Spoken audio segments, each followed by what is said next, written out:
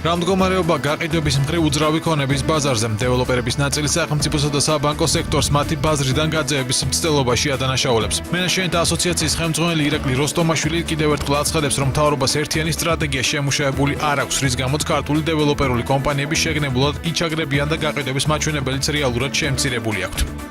გაყიდვები მკვეთრად არის შემცირებული. სახელმწიფო თქვა თუ ჩინურ კომპანიას აძლევს ერთ ლარად 500 ჰექტარს და დევეგეს განანთავისუფლებს და მიწისქვეშა და მიწისზედა კომუნიკაციებს თვითონ უკეთებს სახელმწიფო და ქართულ კომპანიებს კიდევ ყველაფერზე თქვა გაზის ერთი მომხმარებლის ჩართვა 500 ლარილის ერთ იმაზე წარმოგიდგენიათ ქართული მომხმარებლისთვის.